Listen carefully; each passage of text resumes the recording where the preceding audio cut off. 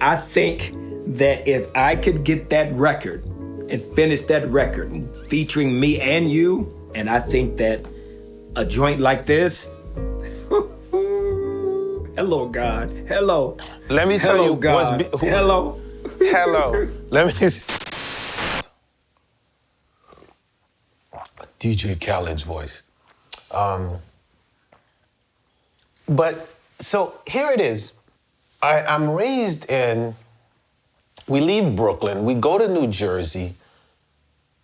We live in East Orange, New Jersey. I go to a school, it's called Nassau. That's the name of this school. So when I go to this school called Nassau, what I notice is a lot of the kids that was coming from the hood, like myself, they just felt like at the end of the day, those meals that they were eating, that one meal with that chocolate milk, right?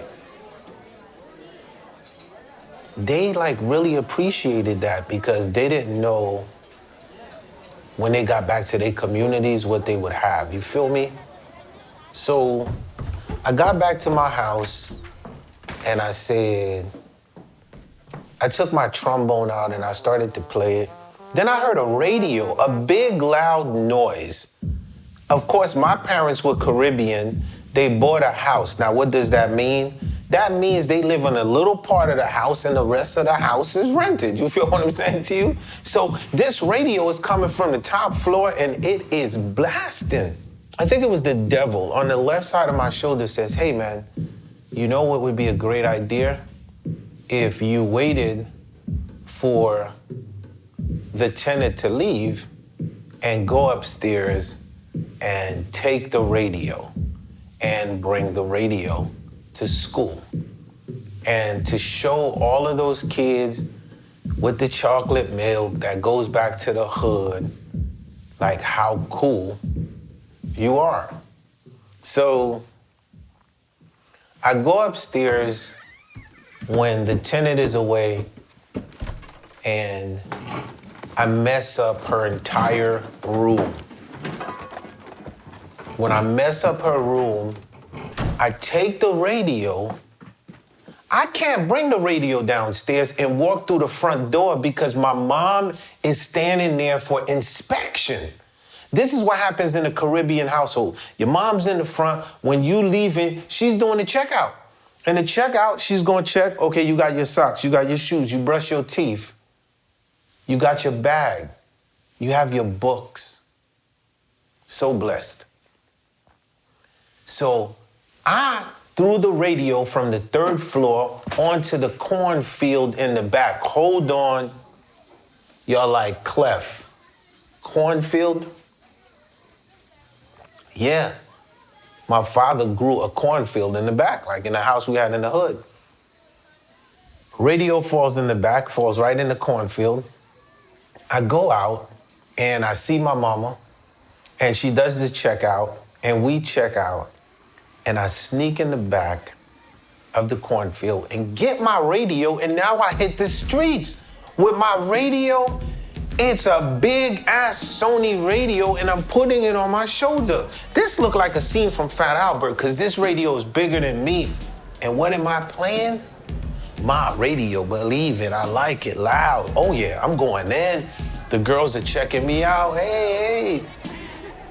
And I get in this school and I'm like the coolest kid because I'm blessed. I bought something to the school. Why did I want them to see that big ass radio? Because I felt like the communities that they were in, they wasn't fortunate enough to see this radio. Like the closest they saw it was television, Beach Street, you know what I'm saying? Stuff like that.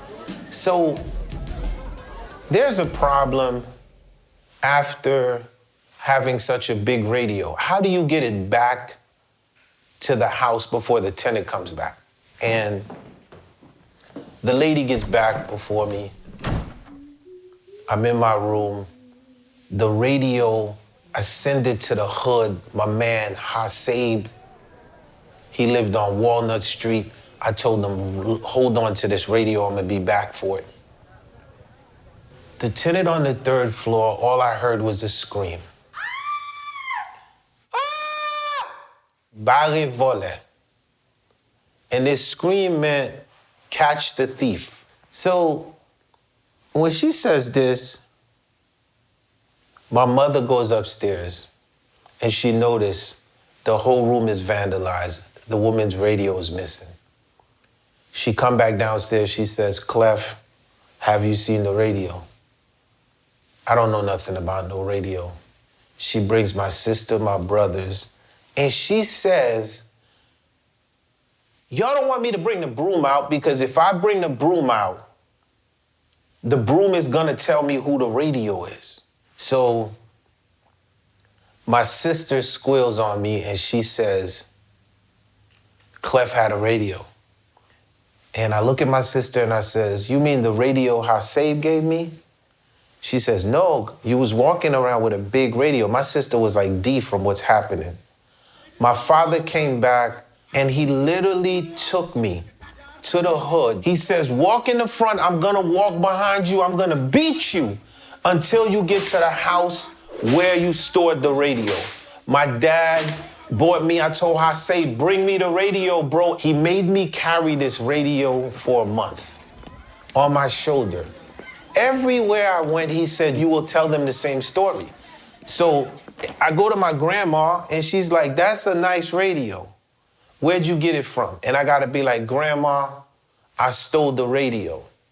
So what can I say about this story? At the end of the day, I'm blessed because if I ain't have parents like that, who knew what I would have turned out to be? You know what I'm saying to you? So let's get into it, man. Run that back.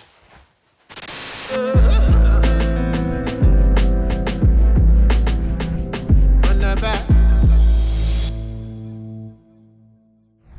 Man, listen, Kirk, let me tell you something. First of all, I'm wearing this hat because my daddy was a minister. He was a brim man.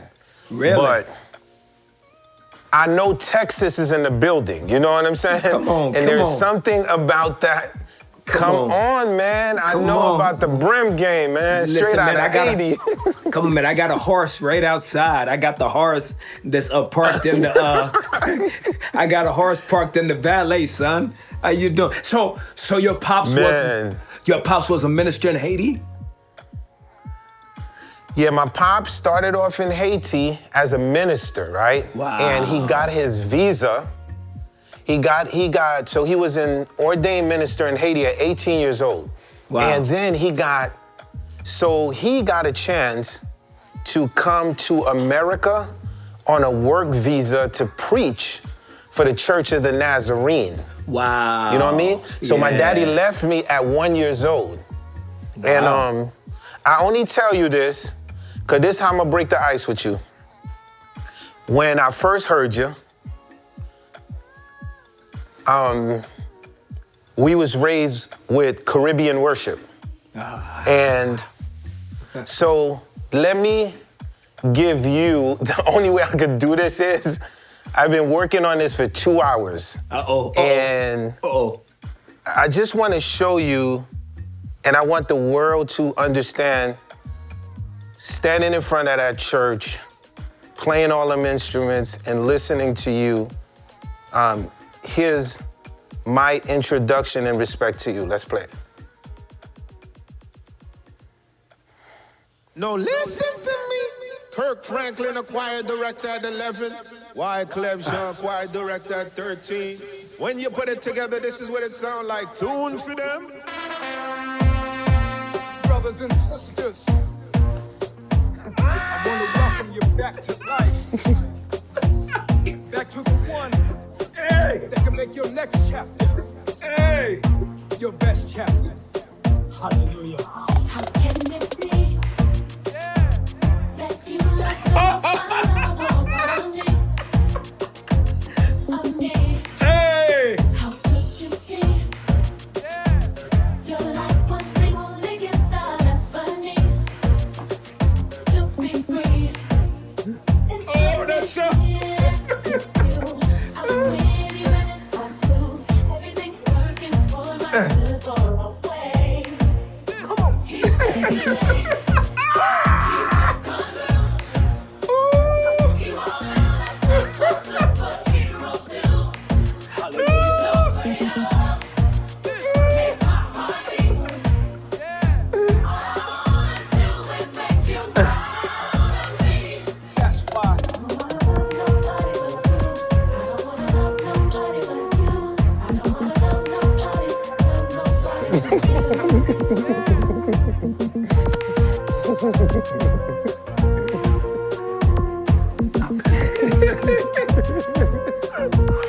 Let's go. Yeah, man. Every one of my secrets Yeah. that you keep, You cover me. you cover me. I appreciate it. Hey. Sorry, It's amazing how your patience with me got to never leave. you don't give up on me. Don't ever leave. Help me Help me to see like you. like you. No matter what I go through, everything's working for my good for always. Let me tell you what he does. He saved the day. And he will. Oh. Hallelujah. What superheroes do. Not real superheroes. Love like this. And I promise you, Always make you proud of me. that's why. Yes. I searched all over. You. That's right. Yes. And the church saying, come on. Jesus loving you. It sounds crazy, don't it? Hey. Let me tell you what it means. That's why. Father, I really mean it this time.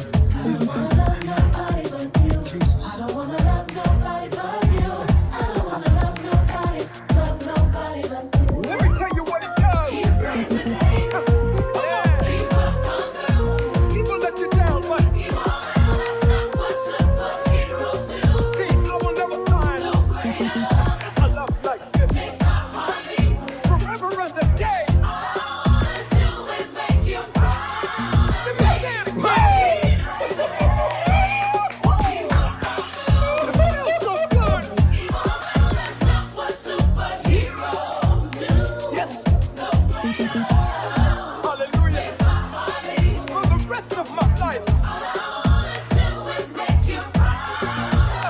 Everybody sing.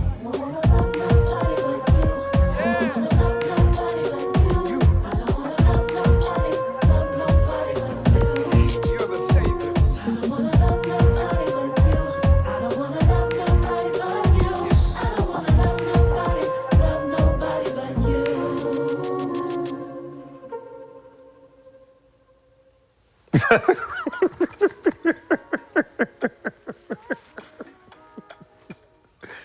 Yo. Why didn't you jump on it? Why didn't you jump on it? No, listen. Why didn't you jump on it? Yeah. Listen. Listen. There's a time and a season and a reason for everything. I wish I knew. All I could do is tell you, I've always wanted to produce a record for Kirk Franklin, right? So guess what? At the end of the day, I figured the only way to break the ice with you was when I was hearing this record to literally put what was in my brain to show you, because there's people that could say they appreciate you, but for me, the way that I can express myself, besides my philosophy, is my art. So when I say to you, you know, I respect you like I respect King David, who played the harp, the only way I can do that is to introduce this segment by just showing you what you mean to me, man. You know what I mean? So this is what you mean to millions of us around the world when we hear your compositions, your voice, your arrangement. So welcome, a great brother, you know what I'm saying? And the idea of 11 years old, I can connect with it a lot. I came from Haiti when I was 10. So by the time I was 11, I was in the projects. And my daddy had his first church, right? It started in the projects, I'd say, with the 6 of us. So because for a lot of us, right, that start off in the church and are inspired by you, if you could take us to those early years, because there's a 11-year-old that's probably listening to us now, take us to the journey, King. Yeah, it's kind of hard to transition after you drop that jewel. That's you though. That's all you though, I'm man. trying to work it out. So you're saying that you are gonna jump on it, and then we're gonna drop it, and then we're gonna drop it for the people. I'm just trying to. I think the beat that I did right here is a beat that it's all you. It was sort of like as a producer, and I saw you in the red carpet. We was in LA. Yeah. And once again, I look at you with the glare, and I'm letting you know how much I admire you, right? So the good thing with Run That Back, I get a chance to show you. Not only do we have that, unfortunately, my show is not an interview, it's a conversation, and I haven't even started with the surprises that I bought for you today, so. Okay. Yes. Yeah. Okay, the remix for sure. Yes, yeah. So we'll come back to that in a minute. All right, we'll come back to that in a minute. Facts, I got you. I remember being in New York City in 1997 when I was invited to a listening session for your solo album. You didn't even know I was in there. You didn't even know I was in the studio, did you? No, facts. Yeah, Carnival. Yeah. I was in the studio in New York City. You was doing a listening joint. I don't know how I got invited, but like Stomp had just came out, and so I had a chance to come. I had a chance to come listen to Carnival, and it was an epic moment for me. It was an epic because that's when I first heard the BG joint and was like, okay, this guy is something different, you know. And I've always been a fan of your voice. I thought your voice has always had the pain of indigenous people for the last 400 years wrapped into your throat.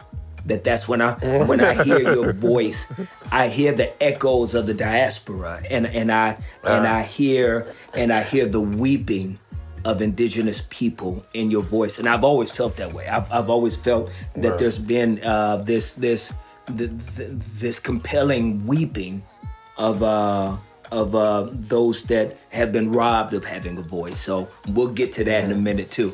But you know, Thank you, brother. But the young kid, man, adopted. I was 4 years old and I was adopted, abandoned by my mom and daddy. And the lady that adopted me, she was so much older than I was.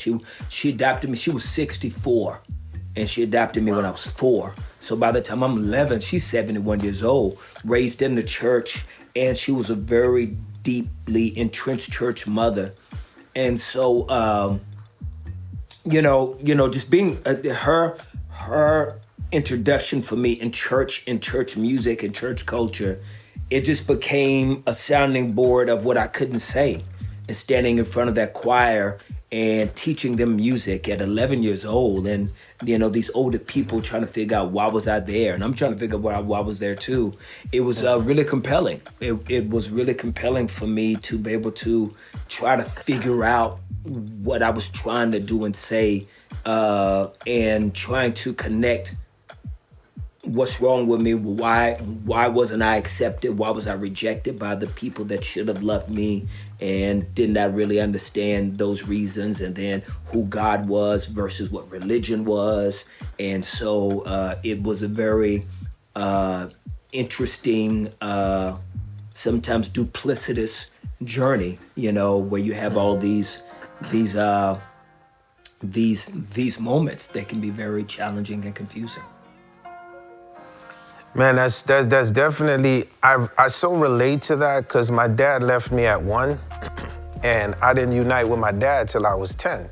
So literally, he left because he had that visa to come to the United States and preach, and he named me originally John Wyclef. So my name is Wyclef Jean, John Wyclef from the Reformatator. The first translation of Matthew, Mark, Luke, and John, and the John Wyclef Bible. Wow. So we have, so I think we have like a lot in common. The part which is so important to me was growing up in Haiti, I always say like, my grandfather was a voodoo priest. Wow. And yeah, my grandfather was a voodoo priest. And it's a crazy story. So if my grandfather was a voodoo priest, and at 18 years old, my father was like, okay, well, I'm going to be a minister, right? So he denounced the teachings of my grandfather, right? Wow. So he was like, no, I'm going to practice Christianity and I'm going to be a minister, 18 years old, right? And then years later, my dad come and get me and he raises us in the church. And me, my brothers and sisters, we literally was like, the best way to describe it in the church was like the Jackson 5, because we was literally just kids. And with enormous, you know, the talent is enormous, but he's training us because he wants us to take over his church. You know what I'm saying? Wow. The whole thing is the church got to be passed on. So at 18 years old, I look at my father and I'm like, well, you know, I ain't gonna be no minister. And he was like, what are you gonna be? And I said, because he had set up for me to go to Eastern Nazarene College, me and my brother, and then from Eastern Nazarene College, after we learned theology, to go to BU to study law. So wow. in the Caribbean scope of coming to America, you're either gonna be a doctor, lawyer, engineer, you know, they have a whole thing with the diaspora. Yeah. So I told my father, I was like, I'm going to be a rapper. He was like, rapper? What is a rapper? Rapper, that's bomb music. You gonna do drug dealer music? And I was like, no, Dad. I said, I'm literally gonna do what you did, but, or Grandpa did, but it's going to be my translation to my generation. And it's so funny because one denounced the other denounced the other, and at the end of the day, to look how much we all have in common, because the common goal of spirituality and having a chance to travel to the parts of Africa at a very young age, right? Because not only can I read the books, but to actually land in places where you're making comparison with history and different places was why I found you amazing, was because when we was in the church, we was playing calypso, reggae rhythms, hip hop rhythms, funk rhythms, and the church literally would take us, my father would take us by the ear, drag us to the other room, and like, yo, y'all not supposed to be playing this beat. Like, I need y'all to adjust the form of what y'all playing, because literally within that form of Christianity, within Nazarene, it was more like Amy Grant. It was more like Petra, the rock band. Petra, so, God, dog, you just took it. Okay. Petra. Dude, it's too late for Annie. So I'm like, I'm showing you like, so the advantage that we had was my church congregation spoke Creole, like they barely spoke English at the time. So I looked at my brothers and my sister, so we came up with a pact. I was like, look, all these people want to hear is Jesus' name. Like at the end of the day, the only words that they know in English is Jesus and hallelujah. Wow. So from now on, so we never get busted no more. Anything that we like, that we're listening to, we're gonna just add Jesus and hallelujah in it, because it's a Christian, you know, a Creole-based church, right? Fam, King, I kid you not. So we be in church, right? Go ahead, jump, jump. For Jesus Christ, right? So we were. So I'm so sorry you had to do that.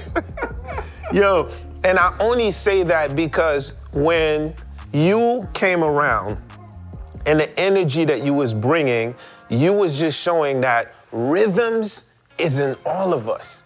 It's the messaging.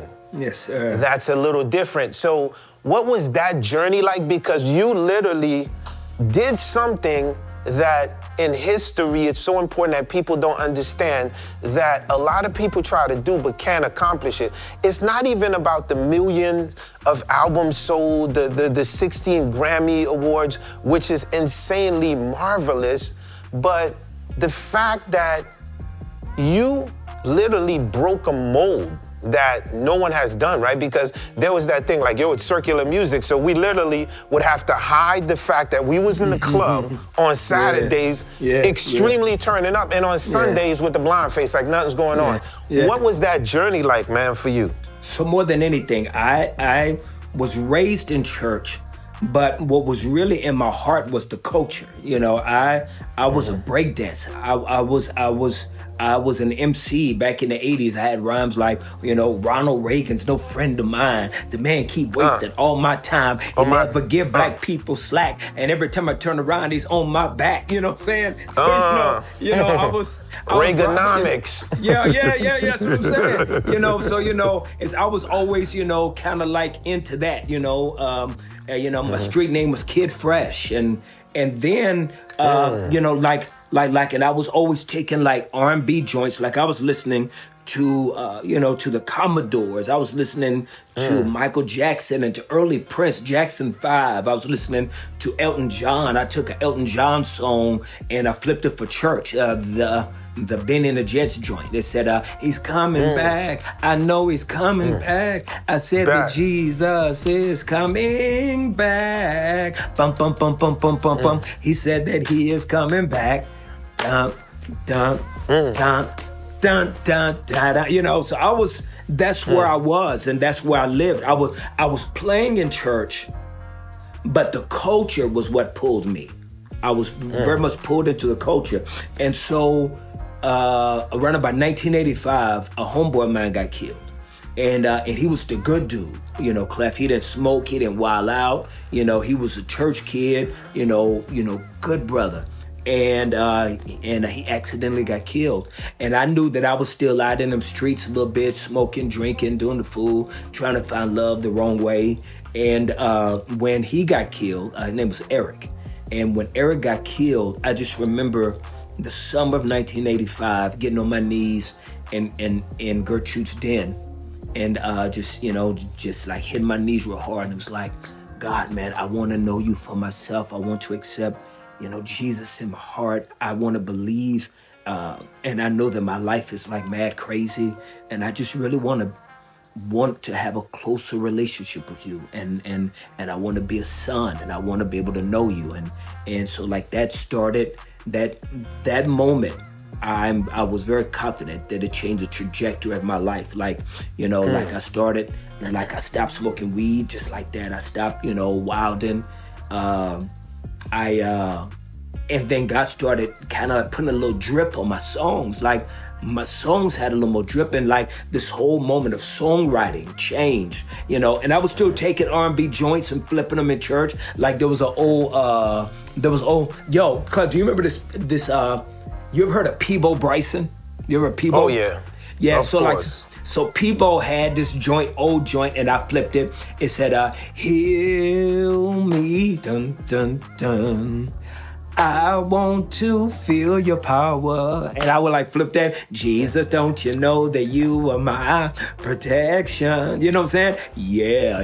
You know, so I mean, and it's like we would have the church rocking, and I'd get kicked out. I was getting kicked out of churches, like, you know, like mad kicked out of churches. Like they was doing sermons on me, like no cap. They was like doing sermons on me, and it was like mad horrible. And then, but around about 18, I had a pastor that kind of like took me up on his wing, and he was kind of like, "Yo, man, just fly, just do you, just do whatever." And like he would keep the deacons at bay because they was trying to like crucify me, and I just started to grow into me, and so that was the evolution of me still trying to figure out who God was, who I was in context to God, what the music was supposed to be. But I'm gonna tell you something, Clef. I never wanted to do any other music outside of gospel music. Like after that 85 encounter with God, man, I never wanted to do any other music. I never had an idea, you know, like I wasn't trying to do demos or being an MC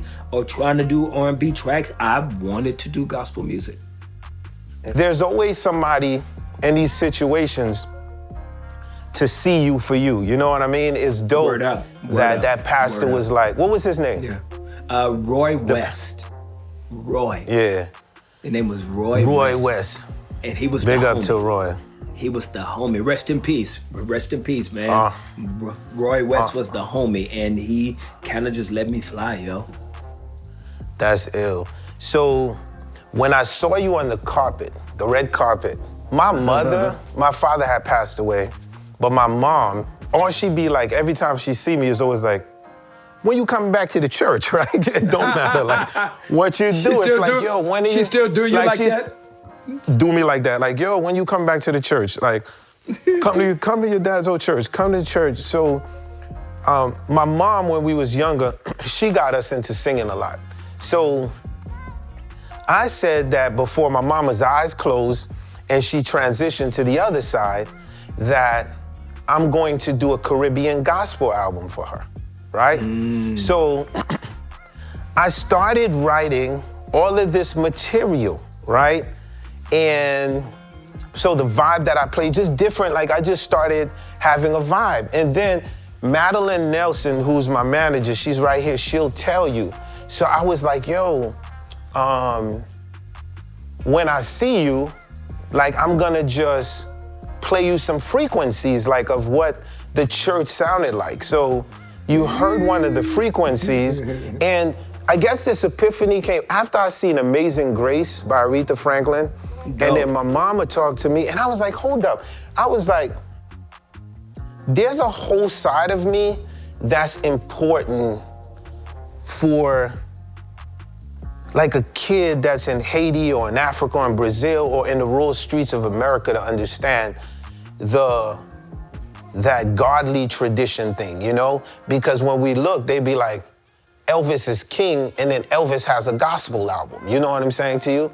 And he's singing all these gospel songs, and it's like, it's still Elvis. And I was like, yo, but there's a whole Caribbean side of gospel. And I was like, what if that was fused with Kirk? What happened is like, what happens if the best of both worlds come together? So none of this material, so even from the first material you heard, everything's yours. I'm just showing you. So here's a vibe of what my church sounded like, so you could at least see the fusion of the church. Because I'm going into your world and I'm seeing, and I'm like, hold up. I'm like, this sounds like we was like in different parts of the world, but similar churches. So this one is just an idea. And that's why on Run That Back, I could do stuff like that. This one, I call it Hello God. So let me testify. I was born in Haiti. My daddy was a minister. He believed in having churches in the hood, you know what I mean? He brought us to Newark, New Jersey after Brooklyn, 1108 South Orange Avenue. Let me take you back to what gospel, Caribbean vibes felt like in that church. But you gotta have faith, yeah. Like Moses with a stick, yeah. Like Daniel in the den, yeah. When the enemy come. Hello, God, hello. Hello, God, hello. Hello, God, hello. Hello, hello. Hello, God, hello. Hello, God, hello. Hello, God, hello. Hello, hello, God. I am back from the burning bush. I have heard the voice of I am. I am back from the burning bush. We gon' be like Moses and Aaron. Holy, holy, holy, holy. Take your shoes off. This ground is holy. Holy, holy, holy, holy. Take your shoes off. This ground is holy. Hello, God.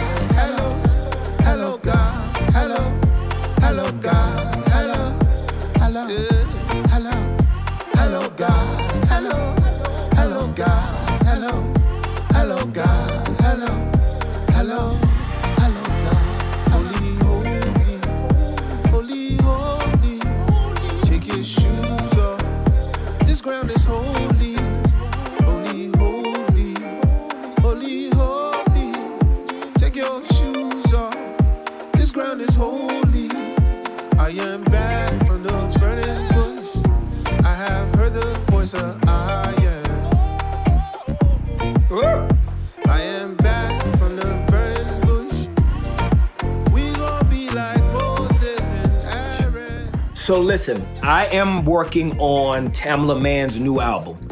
She's the young lady that I wrote the song for years ago called Take Me to the King. Really, really, really big record for her, praise God. Yes. And I think that if I could get that record and finish that record featuring me and you, if you would consider that, I think that would be a huge record. Her last record was Take Me to the King was a platinum selling album for her, record for her. And I think that a joint like this, hello God, Well, hello. Let me tell you God. Hello. Hello. Let me tell you what happens is in life people have wish lists and things happen accordingly to the times, right? So as you know, now you're like, yo, Clef was really obsessed with me if he's remixing my, like he really knows me. So the good thing about this conversation is I have a remix with you now that I gotta jump on, and I am co-writing with you. Yes. Yes. And I am amazed. I've already written my part. When I did this record though, Hello God, Madeline Nelson is right here. The first person, I was like, if I could get, because certain things, like, it's almost like two senseis within a kung fu movie. And it's two different styles, you know what I'm saying? You might come with the iron claw, and I come with the drunken master, right? But at the end of the day, so the drunken master is like, look, man, if I can get this to iron claw, eagle claw, there's something that there's something, so it's like all of this epiphany was coming, but it was all pouring out. But I was like, if I could get this in your hands, but when I saw you at the red carpet, I keep going back there with the beautiful gear you was rocking, your beautiful wife, and I was like, I so wanted to tell you about it, but it wasn't the right moment. Bro, so I had no idea that you had tentacles this deep into the world that I've been living in, and just, man, that is the most humbling. Just because, as you're looking at you and in the world, and I'm over here the same age probably as you, maybe a few years older, and I'm inspired by what you're it's like I'm in Texas doing everything that you're looking at every Fuji record like this, just listening to everything, like I want to work on something for my next record whenever it's time for me to work on this record, and I want to start it off with ooh la la la, dun dun dun dun dun dun dun dun dun dun, ooh la la la, and it's like, and I want to do that. I've been having that in my head. I don't know. Did you hear my Hey Yo 1 2 3? Come on, bro. I just, Dude. Okay. I just, Look. I think by now you have to understand. Like when I tell you, there's no way. Like when you heard that remix in the beginning, there's no way if I'm not tapped into you. Because when I tell you, like, I'm tapped into you, it's just, like, when I start the record, I'm like, yo, you put a choir director at 11, the other one at 13. Yeah. These are, it's two choir boys, like, you know what I'm saying? I'm going to be on you the same way. So when I get... Please, what are we talking about? You're going to be like, yo, there's Clef, no comparison. I'll be like, yo, you up? Yo. So what's going on? What you doing right now? That is no man? What's going on, Kirk? That is no comparison. Whatever, King. Whatever. Let me put my hat back on so you know. So I'm very excited. Before I let you go, man, you are one of the greatest voices in the world. And the climate that we in, and as we keep moving towards this climate, we don't have no choice but to talk about it. There's something which seems like a cycle that keeps repeating and repeating itself and repeating itself. And it's the idea of killing black folks. It seems like the pattern is continuing over and over again. So what's the last words that you could leave us with as Kirk Franklin, one of our leaders of the world, and where it looks like at times the nation is divided, where do you see us going and what you think we can do to improve it? Is I'm going to speak from the community that I mainly live in, and that is the Christian community, which was also very instrumental for the continuation of slavery in America. It was their lack of acknowledging that that the origin of the original sin of the history of America was because of the misappropriation of biblical texts, and to not have a unified voice. That even in the book of Exodus, you talk about Old Testament, that if a man takes another man for his own, that is punishable by death. So the Bible has always echoed throughout its origin of the canon of Scripture coming together, that slavery has always been, especially chattel slavery that existed in America, that was once again reaffirmed and reinforced by European Christian beliefs and values, that the weaponization of Western Christianity did not reflect the teachings of Jesus Christ. They were not synonymous. And so until we collectively, as white Christians, brown Christians, purple Christians, start to have a unified voice that social injustice matters to God. And as long as we try to manipulate the realm of politics to justify our evil behavior in the 21st century, we will never get race right until we get the race right. And until we get the Christian race right, there will always exist race in America, because racism in America is a sin issue that evolves and exposes itself into socioeconomic issues, into marginalization, into redlining. So all of these systemic lanes that we can continue to expand on, we won't be able to address it at its core until we address that if the church in America during the 20th and 19th century, 18th century, 17th century, and 16th century, as soon as we landed in Jamestown, if we could have collectively said that this is not of God, and we cannot support this in any way up under the banner of a biblicentric lens, slavery would have never existed in America. If collectively, if Christians would have said slavery was a sin, it would have never existed in America. And that same level of silence is continuing, and this is why we continue to have this upheaval and these areas that continue to be contemporaneous in America, is because the church has not had a unified voice about the issue of race. Wow. Well, my brother, I want to thank you. I love you, we love you, and we look forward to the next 100 years with Kirk Franklin. And I love you, we love you, and salute to you, my king, your beautiful Honored. queen. Tell her I said hello. Sure and will. I look forward. We connected. Vibes. Honored. Yeah. Salute. You shot your bullet, but the bullet went. Desperado. I pull out my gun and bluff two like true boy. The band is called Sault.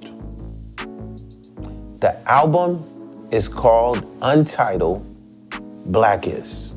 And this song right here is called Wildfires.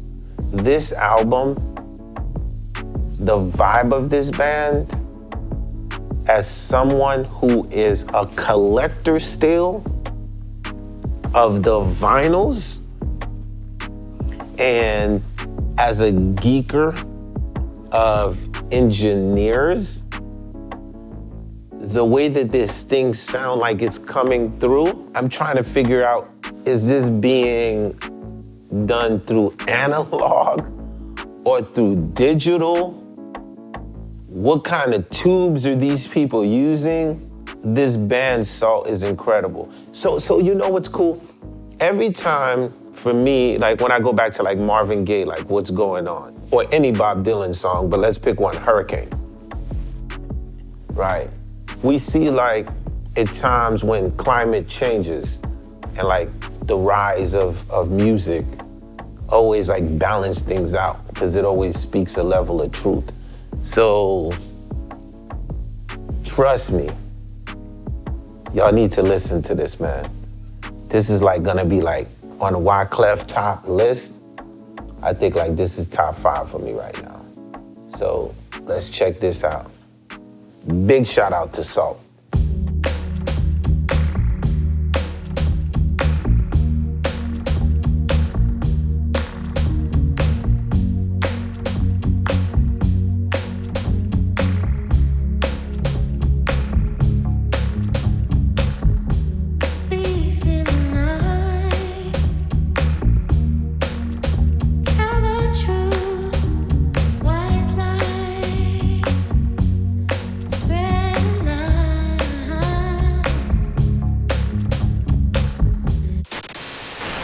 F-U-G-E. Get the CD from Sam Goody. You ain't even close with the rhymes that you wrote. Don't be mad cause you broke. Let me clear my throat. So Maddie, what do you have for us this week? First thing I want to get into is this new phenomenon called cancel culture. Have you heard of cancel culture? No, break it down, please. All right. So cancel culture basically is when you stop support, you boycott a person, right? Mm-hmm. And so cancel culture has become huge. It's become really big. So somebody might say something on a TV show or radio or something that big part of the population does not agree with, and all of a sudden, all you can see across like all of media is that this person is canceled. So that's what cancel culture is. And I've been watching this whole cancel culture phenomenon and the celebrities who have been getting canceled, and some of the things— How long are they canceled for? Well, when cancel culture cancels them, they are supposed to be canceled forever. Okay, so this sounds like— Cardi B has been canceled 3 times. Okay, this sounds like some Greek mythology. So basically, they're cast into Hades or something. What is it? They go like to hell forever or something? In people's mind, they go, they're like purgatory, right? So I'm giving you this example of Cardi B. Cardi B has been canceled 3 different times. So finally, and I personally love this because, as you know, I am obsessed with Cardi B. Facts. Finally, she did a post and she was like, man, y'all done canceled me 3 times. This is my 3rd time being canceled. This is what I think about that. But cancel culture is really serious. It's very serious because when people begin to call for cancellation of a human being because of a mistake that they've made, that's a really serious thing. Now, I've seen people get canceled like R. Kelly, Harvey Weinstein. I'm not gonna say they should not get canceled, but there are times I think when people make mistakes and even come back and immediately say, I realized this was a mistake. Either this thing I said or this thing I did. Not a crime, not a physical hurting of another human being, none of those things that maybe we should cancel people for, but maybe something they said about another person can get them canceled. Like, you wouldn't believe the things that can get people canceled.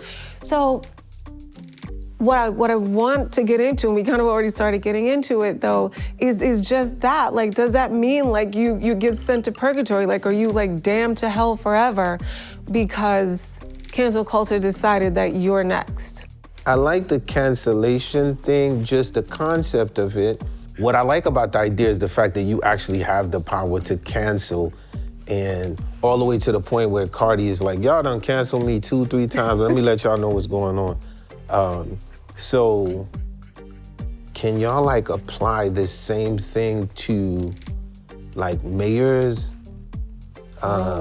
congressmen, senators? Like if this thing is like really like doing what y'all saying, so I think y'all should go a step further than just like the celebrities, right? Right. So look at like what the mayor in the town is doing, and if you don't like that motherfucker, let's cancel him. Not just celebrities, just add it, period.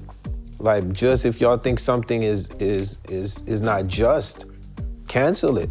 But do you believe that people should be able to redeem themselves from cancellation if it's something that is just, you know, a slip of the tongue, or they said something about the wrong person? I feel like before you cancel someone, right, just make sure, like whether if it's a politician, a musician, anything, that you research and make sure that you get the complete story. And you know what happens is, I respect celebrities now.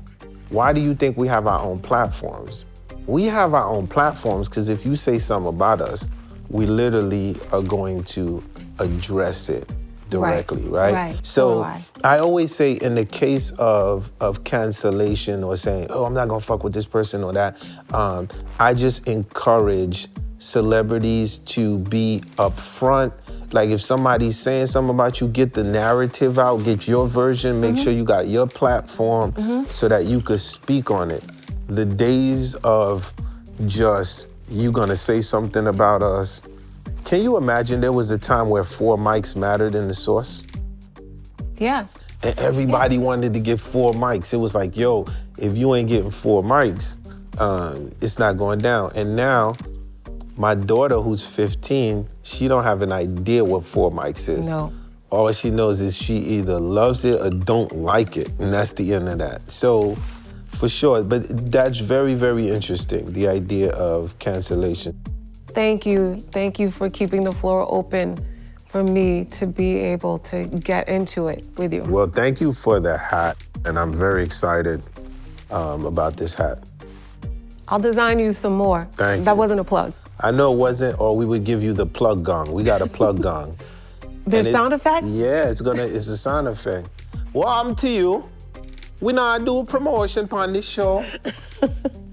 You ain't get that, so you good. No more promotion. All right, no you more good. promotion.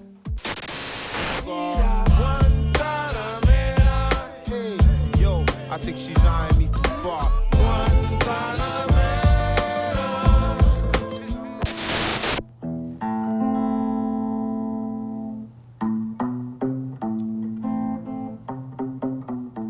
If y'all tuning in, you know it's Wyclef Acoustic. I never leave without giving y'all a vibe. Bob Dylan told y'all about the hurricane, man. I come to tell you about a man named Diallo, though.